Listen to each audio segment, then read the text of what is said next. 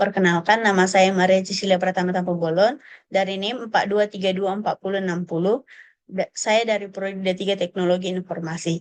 Dalam video ini, saya akan menjelaskan tentang laporan analisis yang saya buat dari dokumen Project PA dari Angkatan 2022.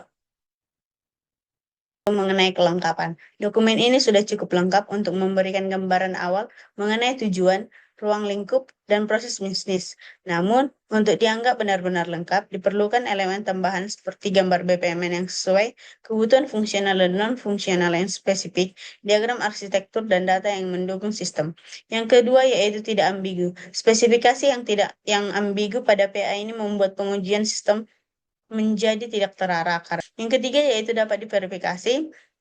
Proyek ini dapat diverifikasi sebagian terutama untuk bagian-bagian umum seperti tujuan dan ruang lingkup. Yang selanjutnya yaitu dapat dilacak. Proyek ini sebagian dapat dilacak, tetapi terdapat beberapa elemen yang kurang terstruktur dan dapat menyulitkan proses pelacakan penuh.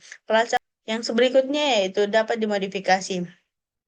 Proyek ini dapat dimodifikasi, tetapi kemudahannya terbatas oleh kurangnya dokumentasi. Terperinci seperti kebutuhan fungsional, struktur data, diagram BPMN, dan teknologi yang digunakan. Selanjutnya yaitu dapat diuji. Proyek ini dapat diuji, tetapi pengujian yang efektif membutuhkan dokumentasi yang lebih lengkap, termasuk kebutuhan fungsional, karakteristik berhasil, dan rencana pengujian. Yang berikutnya itu dapat diprioritaskan. Proyek ini dapat diprioritaskan dengan beberapa asumsi berdasarkan informasi yang tersedia. Untuk selanjutnya itu relevan.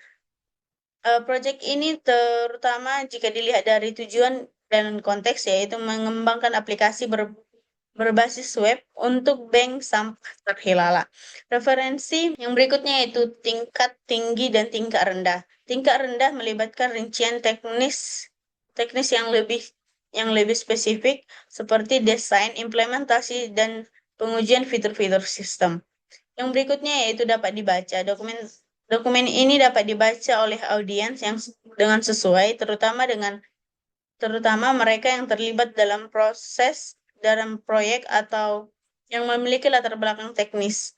Namun, untuk meningkatkan keterbacaan bagi pembaca lebih luas, terutama masyarakat umum, akan berguna jika ada penambahan penjelasan penyederhanaan dalam beberapa bagian. Yang berikutnya yaitu metodologi agile.